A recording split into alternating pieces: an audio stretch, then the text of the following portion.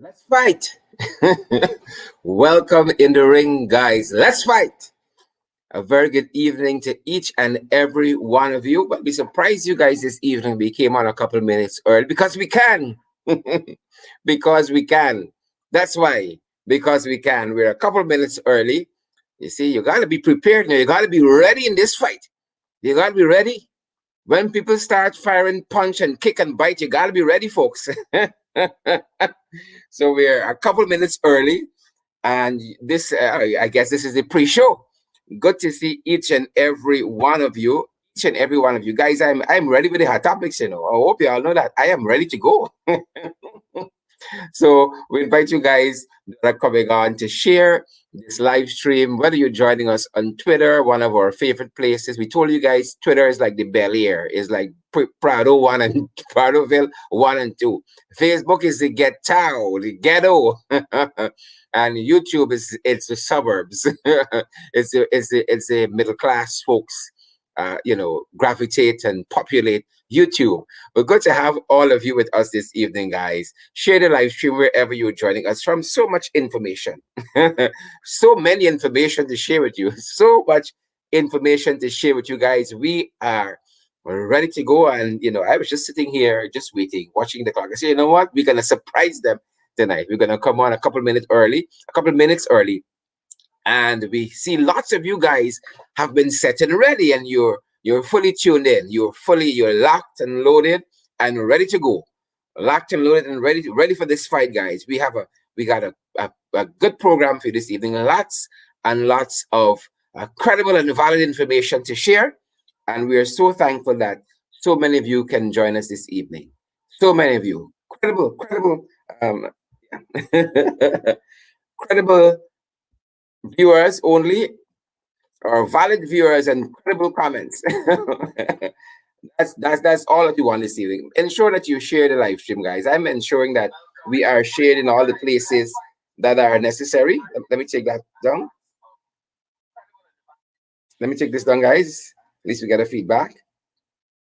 Yeah, but good to see each and every one of you. Good to see each and every one of you. And good evening to the trenches as well, guys. Good evening to the Nakovakamites. Good evening to the trenches. Good evening to the Hippocytes. Good evening to the Jacobats. Good evening to each and every one of you. Yolanda Moore and Sharon Mercurius. Nicole Telford, come on down. Stephen Jarvis and Lily McGarrell, Roxanne Odessa Jacobs and Marlon Thomas, Myrtle Hines and Melissa McFarlane. Guys, you need to say present when the register is called. You need to say present. Lily McGarrell, Carly Hendy Braffett. Good. Okay, I hope you all walk with your dinner. Hilda Thomas or Hulda Thomas. Renetta Isaacs and Alia Waldron. Good to have all of you guys. Quasi Hunt and Hazel Johnson. Guys, it's so great to have you. Let's fight, folks. I want to see some comments from YouTube, and I want to see some comments from Twitter as well. And, guys, we're still watching Instagram. Desiree is joining us from California. How is California, Desiree? Good to see you there. And Liz James and all the other folks, Bonita Green and Marlene King and Kim King, all the folks there, Marcia Griffith, Veronica King, a lot of kings in this on this program this evening. Your Majesties, a very good evening to all of you guys. We got quite a program to share, guys, and we're gonna wait until we hit that magic number, and we're gonna go. We have Trevor Benn is gonna be joining us this evening. Trevor Benn is gonna be joining us a little later on in the evening, and we are happy to have him on board. He responded on very, very short notice. I got some questions from him. Lots of stuff I hear happening at his end, and I wanted to get the truth, the credible information from his mouth. I wanted to get it directly from him. I want to hear, see, right? Folks, if y'all hear I saying things, but y'all don't believe that. If I want to know something about you, I come in directly to y'all. I come in directly to you, Sharon Grant and Mark Aaron, right? And Claire, Alexis. I come in directly to you guys. I ain't going through nobody. Y'all understand? Patricia, assign I comment directly to y'all and find out what is happening. So, guys, we invite you to share the live stream. We invite you to share this live stream wherever you're picking us up from, on Facebook, on Twitter. Give us a retweet. We thank you for your comments there as well. Terrence Bowman is joining us on YouTube. He's joining us from the suburbs. Kenneth, Terrence, sorry. Terrence, thanks for joining us from YouTube, and ensure that you subscribe to our channel on YouTube. And folks, those of you who are joining us on my Facebook page at Sharon Avery Duncan, ensure that you follow the page, that you like the page, like, follow, do what you need to do so that you get the notifications whenever we post something on the page. It comes up in your timeline almost automatically. Those of you who are joining us on the APNU AFC page, guys, we want you guys to share, give us your comments. Those of you who are joining us on the Alliance for Change page, give us a share there. Those of you who are joining us from AFC Brooklyn page, give us a share there. Those of you who are joining from my personal profile, give us a share there as well. Good to see each and every one of you. Those of you who are joining us on Christopher Jones page, Chief Whip MP, Christopher Jones page, give us a shout out by sharing the live stream at that end. Those of you who might be joining us on one of our Member of Parliament pages, give us a shout out there. Good to see all of you guys. What's happening on the APNU AFC page? What's happening there? We know we got a very big audience there, and that's not what I wanted. A very very versatile audience there, and we want you guys to give us a share from your end. Guys, we are set and ready to go. We've hit that magic number, guys. I'm ready to go.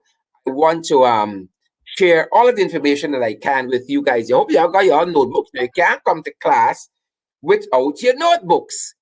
Some of you don't get lashes, you know. Some of you don't get lashes.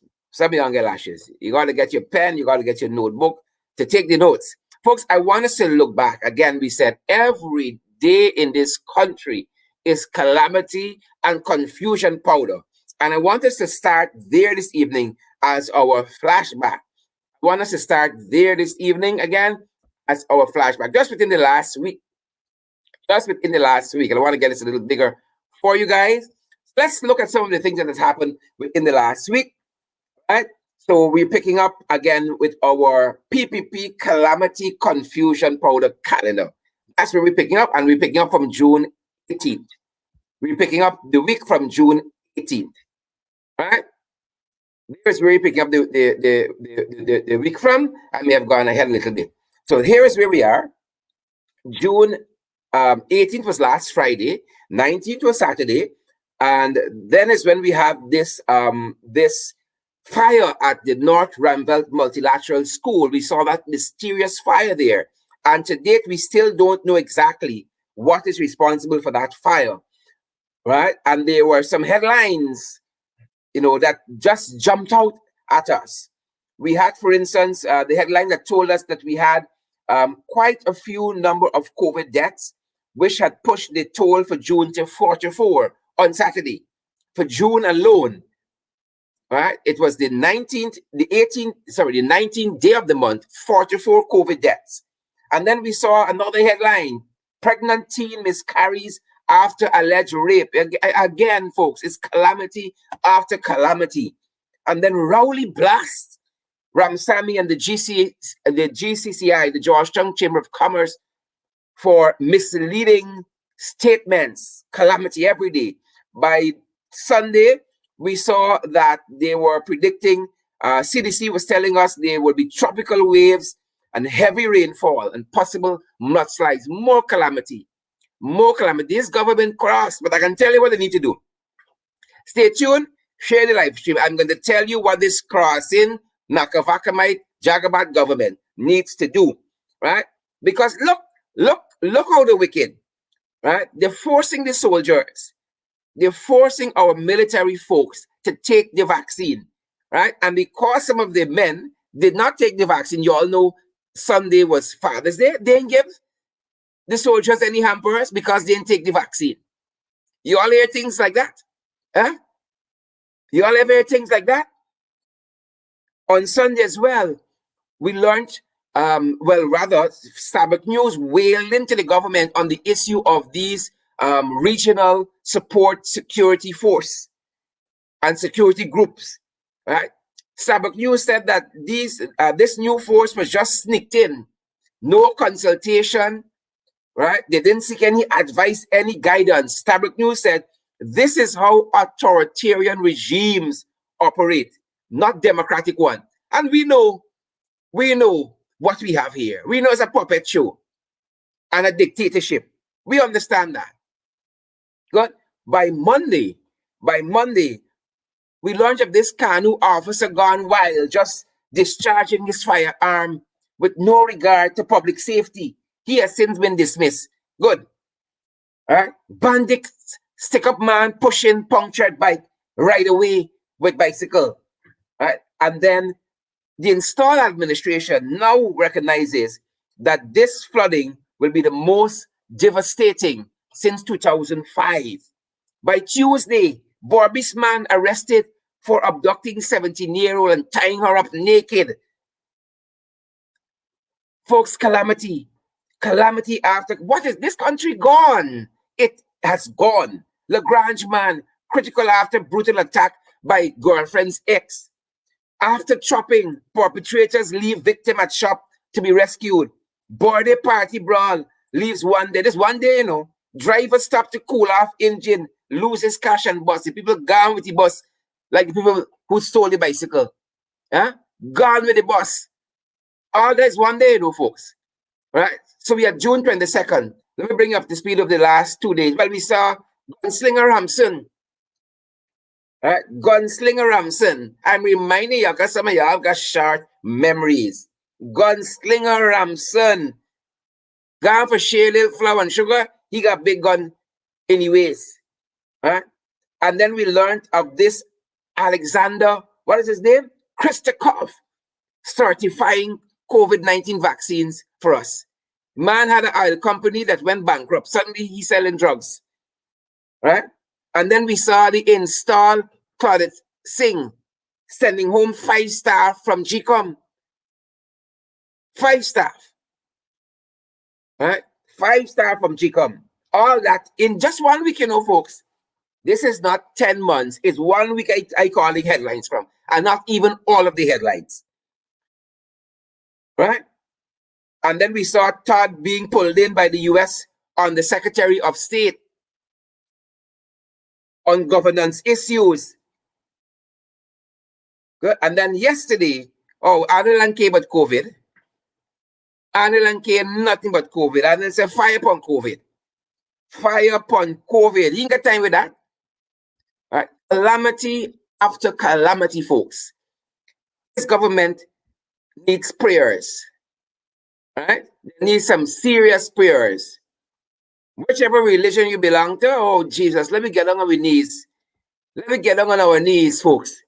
Pray for this government. International news. In international news, following up on what transpired during the week. International news, and Daisy Narayan. Blessed child. Norbert Jones, Marilyn Chalmers. International. Look what happened next door. Now, the Guardian this morning, the Guardian newspaper out of Trinidad, a credible newspaper, a respectable newspaper in Trinidad, says Guyana not accepting flood relief from TNT. Guyana not accepting flood relief from TNT. Right? The people said they got enough food for everybody. That's what the installed Ali administration said. They got enough food for everybody. So we want y'all food. That's what they said. We want y'all food. Right? All because Rowley put him in the place the other day. Suddenly they want food from TNT. Y'all ever see things like this? They want food from TNT. Now Ali come out during the course of the day and Ali said the Guardian lie on he. That's what Ali's telling us. The Guardian lie on him. Ali said he has never said that. Well, the Guardian wrong. Right? The Guardian wrong. He is telling us that he never said that. Let me tell you what the Guardian said. For those of you who didn't get a chance to read it, let me tell you what the Guardian said. But the man said, the Guardian line here. I believe the Guardian because Ali is liar in chief, trained by Jagdeo. Right? The Guardian said TNT government officials had put together the items they were sending us in accordance to Guyana's request through the CARICOM Secretariat. But when this country made contact to work out the logistics for delivery, TNT was told the items were unnecessary, right? This is the administration that's sharing out a bag of rice, a little bag of rice in Rosignol as a hamper, right?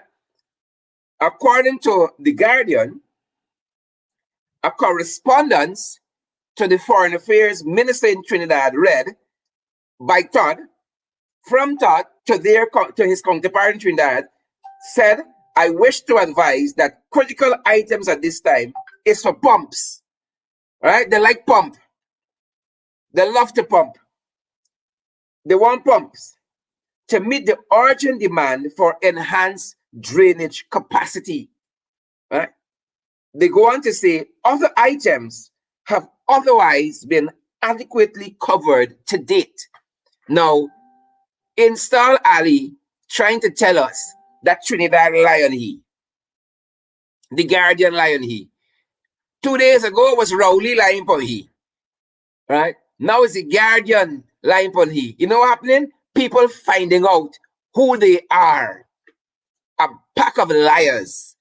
This is Alibaba and the 40 thieves. People are slowly finding out who they are. So, Rowley lie. Huh? Guardian lie. You know who they put in the self with? Who they're lining the self with? The UNC. The UNC is Trinidad's PPP. Right? And only the UNC is truth. Right? You know how Claudette is the only angel at GECOM? According to them boys, it's rigging left, right, and center, but she's the only angel who didn't know nothing. But that's the UNC to the PPP. So Rowley lie on them, other people lie on them, the Guardian lie on them. This is where we are now. So he said it's not a case where they're not accepting the flood relief. But I don't know what it is. Because the Guardian is quoting from Utah's letter. Right? So Lion Ali, Cantankerous Ali, Mendacious Ali, you all are being found out. The whole pack of you. Right? The whole pack of you. But as we continue in international news, look what Roosevelt Skerritt is doing in Dominica.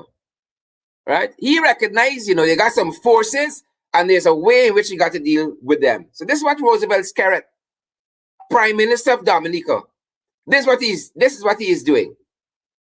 Right? He today announced that the government of Dominica has declared Friday, 25th of June, today and to Sunday.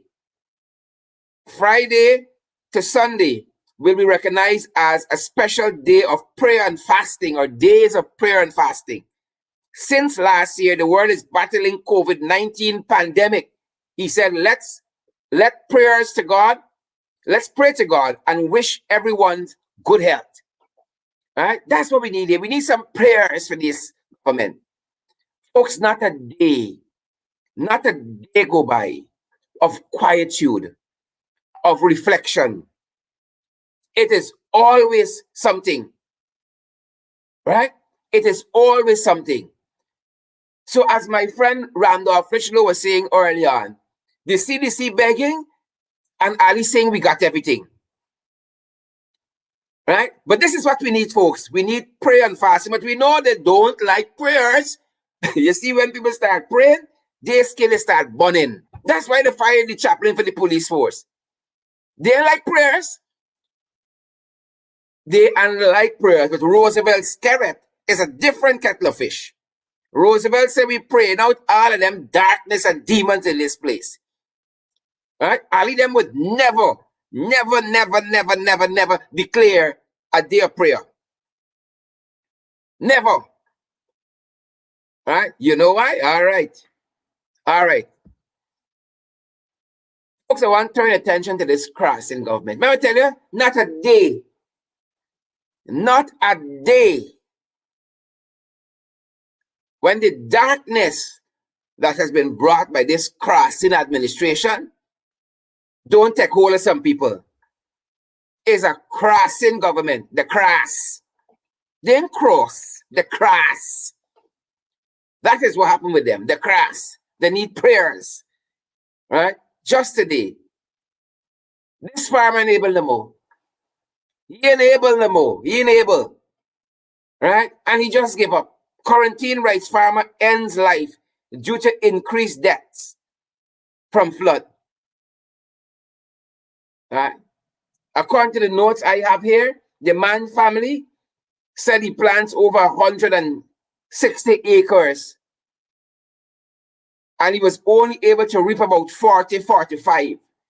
And he got a lot of debts owing. He said the government ain't helping them. The government ain't helping them. Right? So this quarantine rice farmer, he had enough. He had enough. And because he wasn't getting the kind of help that he wanted, the man just gave up. And so our thoughts and our prayers go out to his family. Right? And I know so many people are close to this. Right? Some of us just hanging on by a thread, you know. Just hanging on by a thread. This country needs prayers. But I'm telling you, Ali and Jagdio, them would never go there. Right? If Bishop Edgel was any bishop, he'd see all this coming a long time ago. He's not a bishop. He's a fake bishop. He's a fraud bishop. He's not a bishop. Right? Every day is crosses in this country. There's a pack of crosses. Is Alibaba and the 40 crosses. Hey, quarantine rice farmers pleading for financial help from government. Government don't care. Government says everything all right. Everything all right. TNT, we got this. Right? CDC saying something different. Ali said, we got this, TNT. Rice farmers pleading for financial help from government. This is not Village Vice. You can say, oh, they are lying to the opposition. They're independent, but a little opposition leader. It's not Village Vice. Right? Quarantine farmers pleading for financial help from government. Well, is y'all vote for them? Perhaps. Right? Pocketour in this country every living day. Every living day. Right? It's cross the cross. You got to gyrate them. You got to beat them with a manicure broom. You got to bathe them with some red lavender, bust egg in the head. I don't know what you need to do for them. I don't know what you need to do. Something needs to be done. The people cross. Right? Gets worse. Just this morning, some family issue. The woman said she spoke to her son. She spoke to her son. Right? Next thing you know, is one punch to face. Whoever catch hold of he, one punch to face. Man punch his mother. That's not natural. That is not natural. By the time she inside recovering, she hear commotion outside. He gone and stab me, brother. Right? And you tell me this country and cross with these people? Oh my God. Oh my God. We gone. Right? We gone. And remember just now, I tell you all, again, our thoughts and prayers go to this family because they must be in such shock. Your own son punching your face. And then he gone and kill your brother. Oh my Lord. Oh my Lord. How much more can we take, folks? How much more can we take? Eh? Before we say the PPP must go and remove them. How much more? Eh? Sarah and Lenchal and shame? How much more? Right? This is unnatural. It is unnatural for a brother to kill his brother. It is unnatural. It is unnatural for a son to hit his mother. It is unnatural. Right? So you all remember I told you all. Oh, Ali them said, oh, they're the only truth. Now, Rowley lie on them. Guardian lie on them. Oh, Father, well, look, remember y'all, they said, oh, Excellence Dazel, the attorney at law for GECOM's legal officer. Oh, she resigned because she know we coming to fire she because she had outside work. Because she had outside work. But this is what the lady said. Right? This is what the lady said. The lady said, I no longer had any confidence in the commission. And her words are so damning on Fradette Singh. Her words are so damning on Fradette Singh. Listen to what the legal officer said. Listen to what the legal officer said. The legal officer said that she tendered her resignation since back in February. Didn't tell you though. She tendered her resignation since back in February. But didn't tell us all of that. Right? Since in February. She went on to say that she had lost trust and confidence in the commission to prevent abuse and intimidation and to promote inequality. Now, if you telling me, do you believe Sis Gunraj? Do you believe Claudette Singh? Do you believe Bibi Shadik? Do you believe the new fella? No. I believe Excellence Dazel. She said she resigned because the commission was unable. She had lost confidence in them, right, to prevent abuse and intimidation and to promote equality. Oh my God. Right? This is the woman who told us that the recount order was illegal. They didn't like that. They're going fishy since then. Right? The legal counsel from the Attorney General's office told us the same thing. So it wasn't only her. He said the recount order was illegal. Right? She said she left. The legal officer, she said she left because there was no longer an atmosphere to prevent abuse and intimidation and to promote equality. This is under Claudette Singh's watch. Fradette Singh. How come Fradette ain't gone home? Right? How come Fradette ain't gone home? Right? Fradette is the only saint at GECOM. The only saint. Fradette would sell everybody at GECOM to hold on to the 2.5 million salary when the month come. She would sell everybody there. She would sell the IT technician, right? Well, she doesn't sell these 5. Right? She would sell the replacement and everybody else just to hold on to that little Lagras. Right? Just to hold on to that 2.5 million per month driver, security, health benefits, air transportation if she's sick to a medical institution overseas, just to hold on to them benefits. This is what the legal officer said. Right?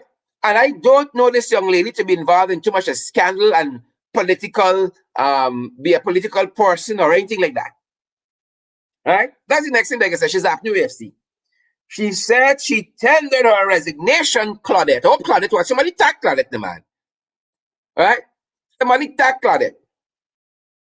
She said she resigned because there was she had lost confidence in GECOM. Claudette and everybody.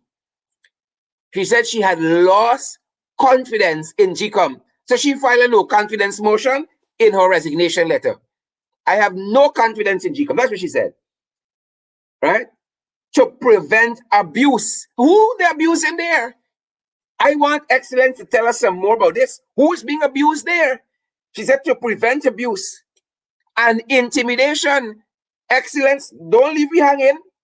Don't leave us hanging, Excellence. We want to know who is being intimidated at GECOM. Right? Says Gunraj, the liar, told us one thing. But Claudette had to pull you up. Fradette had to pull you up. when he purported to speak on her behalf. Popcorn and cokes. Folks, I said last night, drink your popcorn. Right? You got to eat your cokes. That's the country. Everything upside down is calamity. So drink your popcorn and eat your cokes. I want to know who is being intimidated at GECOM. And I want to know what abuse is not being prevented. Who is being abused at GECOM? I want to know that. Is Mingo being abused? Is Myers being abused in the estimation of Excellence Dazel? Who is being abused? Is Lowingfield being abused? Are there other staff being abused at GECOM? Oh, I want to know this certainly. This is very interesting. Right? She said since, again, February, she had tendered her resignation. She said she was prompted to speak publicly because she saw this comments in the media by C.S. Gunraj. The same man always purporting to speak on behalf of people. He has no right to speak on behalf of. Right? So we wish Excellence Dazel well in her future endeavor, but I want to hear some more. I want to hear some more. More on this fraudulent install legal administration. Now look what Chief Lawyer telling me. Chief Lawyer saying they ain't got black clothes coming back. It's multi-dimensional approach to crime fighting. These regional bodies, regional support teams. It's a multi-dimensional approach to crime fighting. The man with 19 fraud charges, multi-dimensional. Right? Here comments attributed to him, or rather Benn. Right? Benn speaking after Mr. Multidimensional, right, was emphatic, right, that police officers need to be more emphatic in their dealings with both victims and perpetrators. Need to be more emphatic. So Ali saying it's not black clothes. You and I know it's black clothes.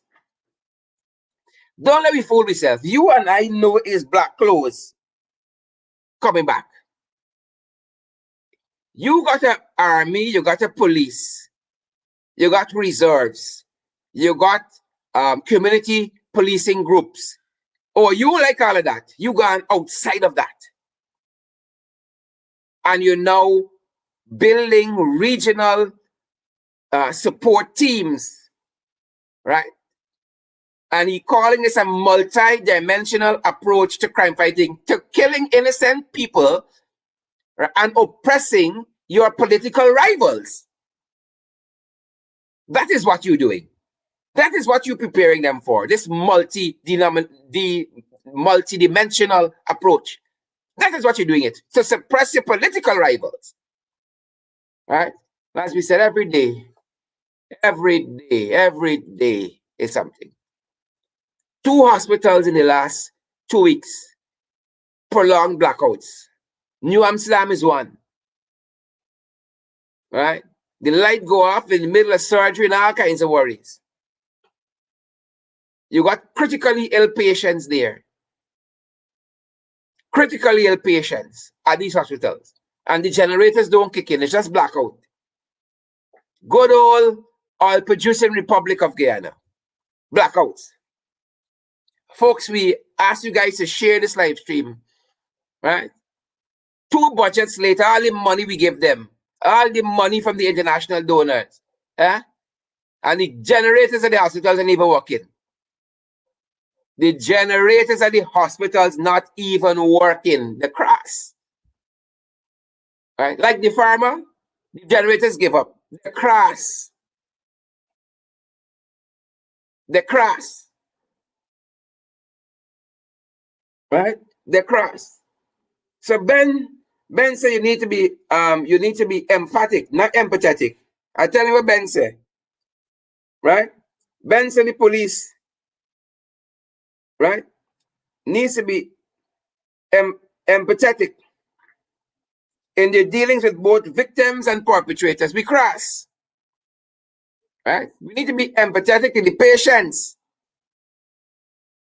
That's what we need to be empathetic towards. We need to be empathetic to the plight of the patients. We need to be empathetic to the plight of the farmers who need financial assistance. We have already said, New AFC have already said $100,000 for everybody affected by this flood. Government still vacillating. Millions of US in aid pouring in. Right? Food stuff from Red Cross all over the place, but they're telling TNT, we are right. Right? We are right. Well, the Rastas are having it. The Rastas are having it. Get up, stand up. Stand up for your rights. The Rastas are having it. With a lock up Brasilians all over the weekend. Ready man house. Find little marijuana seed or something. The Rastas are having it. The Rastas are having it. So the Rastas are like protest. Then the thing they got one Monday. They are not having it. Folks, they're not having it. And just like the Rastas, we got to call on the Rastas within us. My head might be bald, but my heart dread. My heart is dread. My heart is Rasta. Ja! Rastafari. The Rastas aren't having it. They say rights or rebellion. Well, I on the second part. Rights or rebellion. They were outside the AG office. They were outside the AG. And they're going back Monday. I down the line. I on the line. Folks, I want to bring in my guest for this evening, Mr. Trevor Benn is going to be joining me. Mr. Trevor Benn is going to be joining me, and welcome, sir. Welcome, Sharad. Thank you, Sharad. Good evening to your listeners. Very good evening to you. How are things at your end, all things considered? Very well, all things considered. Excellent. I want to thank you for... Excellent. That's right. I want to thank you for responding on such short notice, Mr. Benn, but I've heard so many things happening at your end, and I really wanted to get the information directly from you. I like going through third and fourth parties and all that. Unlike this administration, like going through all kind of shady sheiks and all kind of people, I want to come straight to you because I was made to understand that there are some efforts still being made to remove you as chairman from the credit union. And I find that very, very, very, very striking. Now, folks who are tuning in, Mr. Benn is the chairman of the Guyana Public Service Credit Union, the Guyana Public Service Cooperative Credit Union. And even in the contest for this position, there were efforts to remove Mr. Benn, who at that time had headed the interim management committee, if I am correct. And to date, I'm learning that there are some efforts being made through the route of the Chief Cooperative Development Officer to oust you from that duly elected post. Mr. Benn, put it into context for us. Sharad, for the benefit of the listeners, I want to take you back a little bit. In May of 2018, I was invited by the then Minister of Cooperatives, Minister of Labor and Cooperatives, Honorable Keith Scott, to join a team of persons that he had intended to appoint through the Chief Cooperative Development Officer's office to oversee the rehabilitation of the Guyana Public Service Cooperative Credit Union. It was my understanding when I was invited that the credit union was not delivering on its mandate to its members. Among the things that were outstanding was the audit of the credit union for more than 6 years, the payment of dividends to members. Members expect annual dividends, and it was not paid since 2001. There was no dividend paid to the members. And most importantly, they were not having annual general meetings so that their mandate can be renewed. Those were three main issues, but there were a number of other issues, including the fact that the credit union at the time was not honoring its responsibility to pay over monies to the supervision fund, which is hosted at the ministry, and it's part of the government's revenue collection base. That supervisory fund is used to assist in paying for audits of the respective credit union, and it's a responsibility of each credit union to pay into that fund. So those were four major issues that were outstanding, and members were unhappy. Members protested, and they wrote the government at the time, and the minister took action.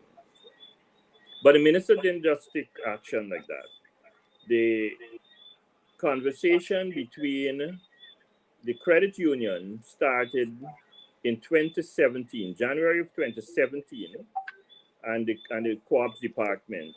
The co-ops development officer at the time wrote the credit union, and they began a series of back and forth letters and meetings and so on. And on each occasion, there was a pushback by the credit union. They refused to undertake any of the issues to bring changes to any of the issues raised by the Chief Cooperative Development Officer. And it's only after 18 months that the Chief Cooperative Development Officer decided that enough is enough. It's time for us to see the members get what they're due. And so she brought this committee into being. When we were installed, the former members of the credit union committee was not happy. And so they went to court. They took 2 court actions for that matter, both of which was thrown out. The court threw them out. And they were still not happy. So they continued to write letters, and I'm speaking here specifically about the members who were from the Guyana Public Service Credit Union, Labor Union. For a long time, for many, many years, the Guyana Public Service Labor Union was the executive of that labor union, was also the executive of the credit union.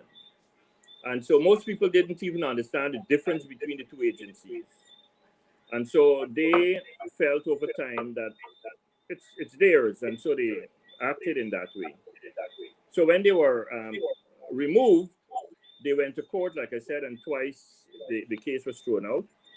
And they continued to write letters to ministers and so on. Coming forward to 2021, by the way, we had committed as an IMC to having elections as soon as possible, and we were prepared to do that in late 2019. But we were advised against it because it was too close to the national elections coming up, and so we put it off for 2020. And then came COVID and the national elections issue. So we couldn't hold it in 2020, and we did so in 2021.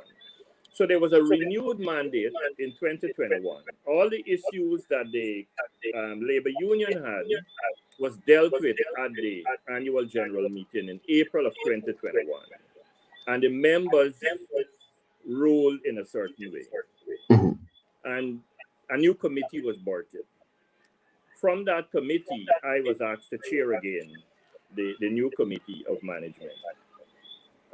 But before the annual general meeting was held, the labor union, Patrick Yard and his team, went to court again to stop us from holding the AGM. And the court would not have it. The matter was thrown out again. They wrote the Minister of Labor at the time, and the Minister of Labor was on public record saying that he couldn't do anything about it. So after the AGM, there was a new CCDO. The oldest CCDO was removed, and a new CCDO brought on. She attended our first meeting after the AGM, and she congratulated us. In fact, she went further to put it in writing to thank us for the good work that we did as an IMC. It's on record, public record now, that she has done that. But in less than a month after, I was written to asking to show cause why I should not be removed. And Mr. Benn, I find this letter from this CCDO one Miss Debbie Prasad. Very, very strange, because she outlined two things in this letter. The fact that you have been charged, these bogus trumped up charges. You have been charged. Irfan Ali had 19 fraud charges. He was allowed to chair the Public Accounts Committee at Parliament. You have these charges pending. You are not a criminal. And then she goes on to say that these allegations are being made through Mr. Patrick Yard and his team to the Attorney General. She outlined the allegation. And in the same letter that you're being asked to show cause, I find it strange. She says, I'm of the opinion you are unfit to discharge your functions as chairman. So she's already passed judgment, but she's asking you to show cause. Judge and jury, there was no... What are your thoughts? Yeah, there was no investigation. There was no charge put to me or any of the members of the committee. By the way, all the things that Patrick Yard wrote about in that letter was adjudicated before by the court or by the CCDO. In fact, some of them are out of our responsibilities, the responsibility of the said CCDO that is writing. For example, the supervisory fund, the $100 million that was paid over to the supervisory fund. I cannot be held responsible for how the ministry addresses its money. Once the money is paid to you, it's your responsibility to make sure it's properly secured and properly utilized. But more so, if she's unhappy with the $100 million, we're happy to take it back. The Public Service Credit Union can use that money. We did our duty to meet the demands of the statutory body because there was an agreed amount of money that should have been paid. In fact, the payment was as a request of the CCDO's office. They wrote us requesting those payments from time to time. And as the committee, as the chair of the committee, those matters, those requests were taken to the committee, and there was a vote. It wasn't Trevor Benn that decided on his own to make those payments. I mean, the government should have been praising Trevor Benn and his team for paying over $100 million to the supervisory fund. Name me a single other credit union that has made that substantial payment to the credit union fund, to the supervisory fund. None. You know, and instead of giving us credit for doing it, by the way, they did give us credit initially, but suddenly this letter appeared from the labor union, and they want to act on it. But we know what's really happening in Shara. This has nothing to do with the labor union. The labor union is just used as pawns. This letter, I believe what has happened is that the government, when they allowed me to run for office, because the minister said he couldn't do anything about it, they probably realized afterwards that they thought that I would not have won because I was facing charges in the court and people would not have voted for me, so allow him to go ahead and lose anyway. When I won with such grandeur, they had to find a way. Another way. And this is one of those ways. For the first time in the history, the 57-year history of that organization, anyone has accumulated that amount of votes. I'm the only person in the history of the 57 years to get that level of votes, you know. And this did not go down well with them. They saw it as an affront to them, and so they wanted to find a way. And so they encouraged the labor union to write the letter so that give them an in to do what they want to do. I find the letter being written by the GPSU to the installed Attorney General a strange one, and some of the charges being made. Now, for instance, we all know Mr. Corbin Mars, a teacher. Now, Corbin had a video. There was a video in circulation that wasn't too pleasing with him and so on. And he came out subsequently and apologized for that. He said it was an old video and all of that. Now, you aren't the Teaching Service Commission. You aren't the Guyana Teachers Union. But Mr. What's his name? The fella is accusing you of basically entertaining Corbin Mars on your team, and he has this public, taboo about him. Is madness. So I've Mr. never Corbin seen Mars, anything like this. How that is an issue concerning you as chairman of the credit union. As far as I'm concerned, that's not an issue for the credit union. Mr. Corwin Mars, like me, ran for office and he was elected on account of his offering himself up. And I cannot discipline Mr. Mars for an action Yeah. that was taken outside of Yeah. the realm of the Guyana Public Service Credit Union.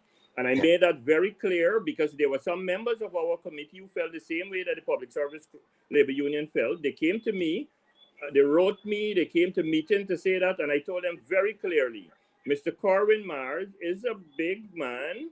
He Yeah. chose his way of life. He did it outside of the Guyana Public Service Credit Union, and it does not have any implication on the Public Service Credit Union and his work Benn. with the Public Service Credit Union. Like you, I felt if anybody were to take action, it should have been the Ministry of Education or the Teaching Service Commission, not the credit union. Yeah. Members of the public, I want you to see how Mr. Yard's letter is so harebrained. It is so harebrained. Listen to what he accuses Mr. Benn of. In this letter to the installed attorney general, he says, you have allowed the GPSCCU to be brought into disrepute by your continued inaction on the issue of a irresponsible teacher. I've never seen anything like this at all. So if I have done that, then what has happened with the Minister of Education? Why hasn't she taken action? Isn't the school brought into disrepute too, if by their own statement? Exactly. So why hasn't the ministry taken any action? I think that's just red herring. Listen, this letter was not written by the credit union, by the labor union. The labor union was asked to sign it. That's how I view it. Maybe I'm wrong, but I believe that some elements want to get to Trevor Benn.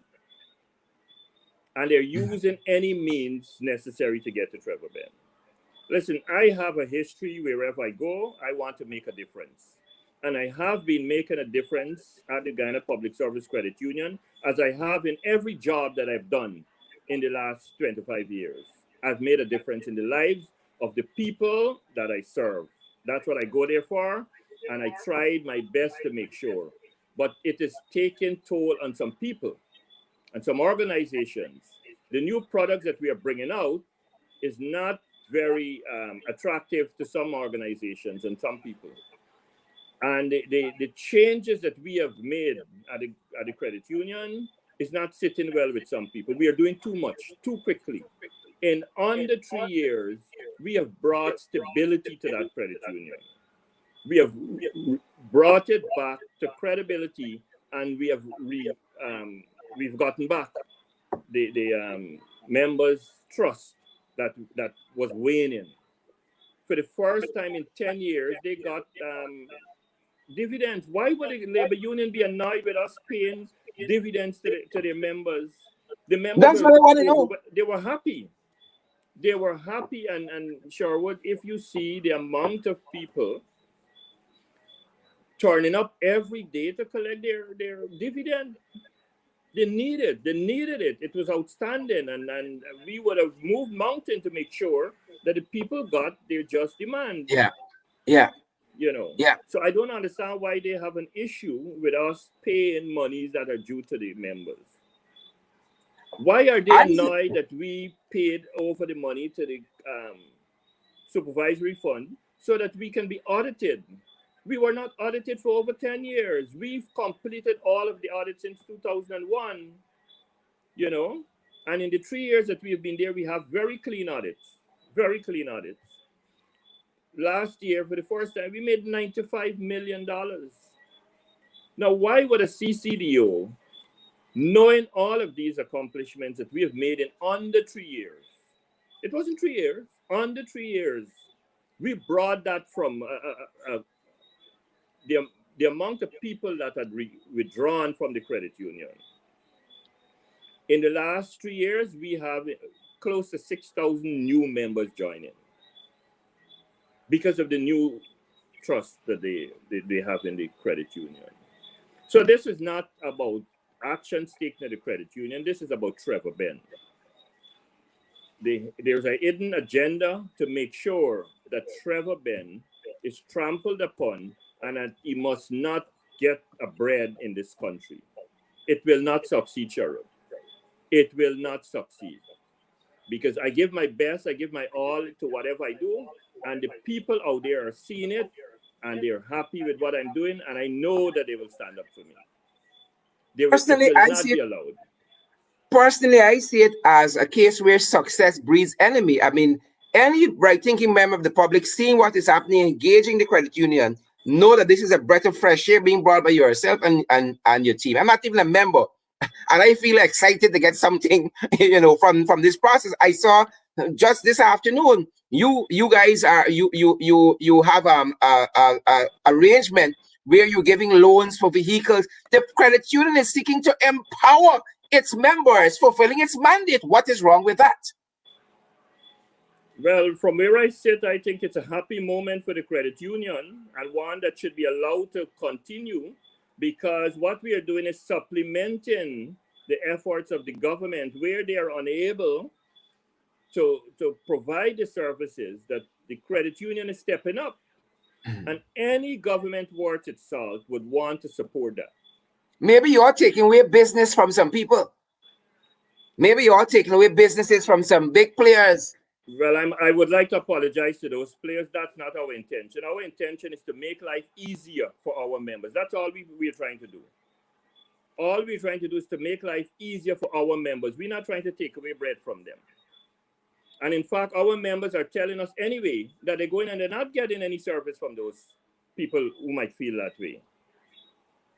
They don't qualify. Most of them do not qualify from those people. So I think even those players should try to support the work that we're doing. Mm-hmm. Because you know what, Sherrod? The $5 billion local dollars that the credit union holds is in a local bank. We're not a bank. Mm-hmm. So whichever bank has that money is benefiting from us big time. Yeah.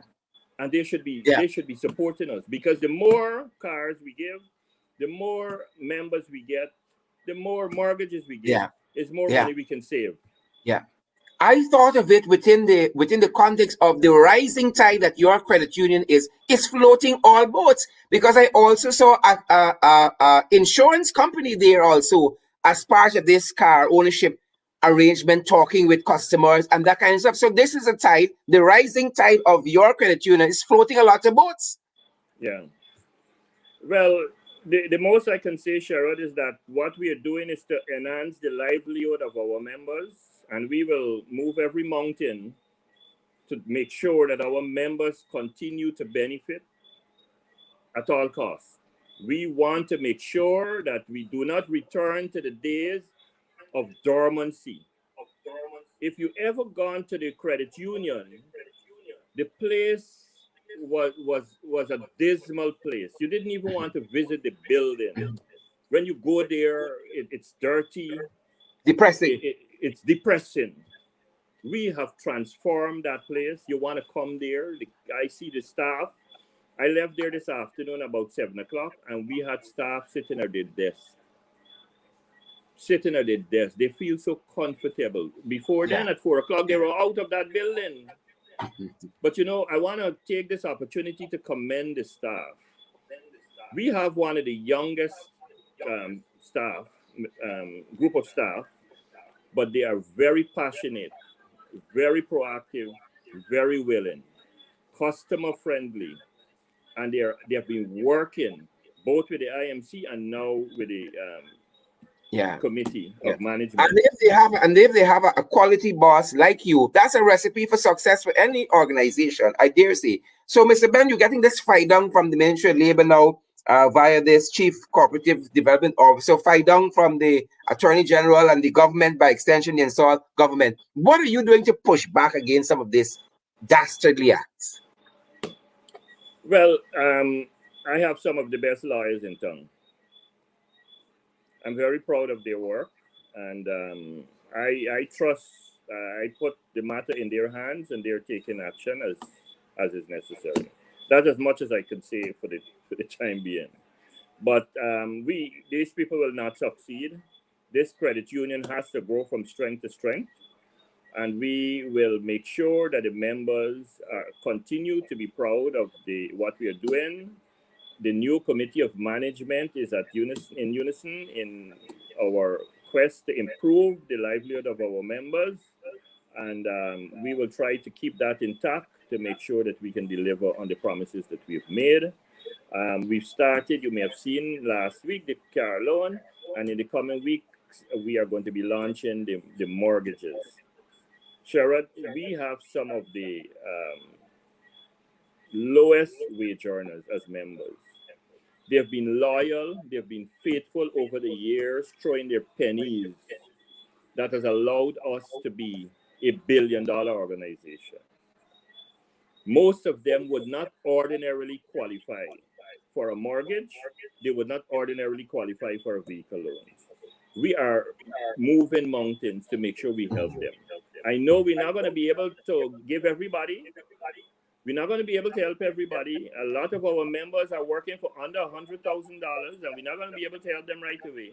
But we are putting systems in place to train them and to get products that will help them to get where is necessary for them to qualify. We're not leaving them on their own. Every day, I receive messages, whether it's via email or WhatsApp or from members inquiring about how we can help. And the instructions to the staff, nobody must ever leave the credit union dissatisfied. We must find a way, even if we can't give them the product that they come for, we must find a way to help them to understand why we can't give it to them now and what we're going to do to help them to get there. Fantastic. It's a tall order. It's a long road, but we cannot do it. We need the support of the CCDO's office to make this happen. And instead of fighting the leadership of the credit union, the CCDO should buckle down to our job in supporting the credit union to deliver on the products that our members are clamoring for. Sherrod, our country has the worst credit union in the Caribbean. If you go to Trinidad, and I've had the privilege of doing all of this, not on behalf of the credit union, but I've traveled extensively and I've seen these credit unions at work. I've been to the Bahamas, I've been to Barbados, I've been to Trinidad, I've been to St. Lucia, I've been to Cayman Island. I've seen the credit union at work. And it's a big thing in many of these countries. In Guyana, the members are taken for granted. Yeah. And alas, it must stop. Yeah. Amen to that. Once I'm there, every last 20,000 members must feel like they're being treated as an important person in the credit union. And they must be able to look forward to experiencing the benefits of their hard-earned labor and support over the years. That's my promise to the members. I know that the government has a very long arm, but we will try to work with them to make sure. I know that the Minister of Labor is very supportive. Minister Hamilton, Honorable Hamilton, has been very, very supportive since I got there. And I want to thank him for his support during the time that I've been there. But this CCDO who has just been employed, in fact, she has come from the deeds registry. She's not a cooperator. She has not had any experience in this area before. So she's learning. And I understand that with newness, sometimes we make mistakes. Well, when I read her letter, I can tell she is learning. She's learning on the job. That's my figure. I would just like to say to her, Madam CCDO, you have my pledge that I'm willing to work with you to make sure that the members of the credit union get their just due. But if you fight me, I'm prepared for the fight. I'm prepared for the fight. Sherrod, I've been in the lockup for 2 nights in some of the worst conditions. You know, I've been locked up on the stairs at the CIA before I was even charged. Before the police knew what they wanted to charge me for, I was locked up. I've paid my dues. I've seen the system at work. And I now understand why people in this country are so afraid. People are just afraid. Your Yeah. friends who you know for many, many years, they're Yeah. afraid to speak to you on the phone because they don't know who's listening. Big brother, what he's listening and Yeah. what he's doing. Yeah. Yeah. People are Yeah. afraid to come out and speak out against the Yeah. atrocities because they don't know if they're next to be put in that cell that I was put in with feces and water running over. You know, and Sherrod, it has empowered me. I know the hands who the master behind it. I know them, but I am thankful to them for giving me that experience. But it is not going to daunt me. It is not going to make me feel any less of me. It is not going to stop me from delivering in a transparent, in a democratic manner to the citizens and members of the credit union and wherever I find myself in this country. It's time that our people, I understand why people don't want to speak out, and sometimes I myself am very quiet, and I've been trying to stay away from the politics. I do not wish to politicize any of the issues that I'm dealing with. It was never my intention to politicize. But you know what? I believe what the CCDO did when she wrote me on the first letter, I think it was on June 6th, was to politicize this matter. She attached the letter, which was sent in confidence to the Attorney General, the letter from the labor union. I'm sure the labor union is now beating up on itself for even writing that letter. Because you know what the AG did to them now? The same AG that they're trying to suck up to? The AG said to you, I'm going to throw you under the bus because I'm going to let them believe that it's because of you I'm writing this letter. It's not me. It's you asked me to do it. That's what they're getting. So, I mean, there are lots of people who feel that the way to do these things is to look. It's for another conversation, Sharon. Yeah. Mr. Ben, I want to thank you for spending this time with us and again giving us some context to what we know is happening at your end. And I love the challenge that you threw out there, that you want to work with the Chief Cooperative Development Officer, Ms. Debbie Hussard. You want to work with the Ministry of Labor, by extension, the government, to benefit the people of this country, the workers of this country. But if they want to fight, you are willing to do that as well. Thanks very much. Definitely. And I heard one of the prerequisites to be a member of the union is that you must be earning a salary from the state. I think I ticked that box. So I'm coming to see if there are any products there for me. And if I get through, folks, I am going to be your PRO free of cost. Thanks, Mr. Ben. You're Thanks for coming welcome. back. All the Folks, best. and there you have it. There you have it from Mr. Ben, who is the chairman of the Guyana Public Service Cooperative Credit Union down there in Hatfield Street. And once you're working with the government, you're earning a salary from the state, you should go down there and see what products they're being that they're offering and how it can benefit you and your family. I'm certain they have something for all of us. Ensure that you social distance, you wear your mask, you sanitize, and you practice all the other protocols, COVID-19 protocols that are there for your health and your safety. Guys, do stay safe. Tomorrow I'm going to be on at 12 with the whip. But on behalf of the team here in the ring, we're going to see you guys back on Monday. Stay safe. Thanks for joining us.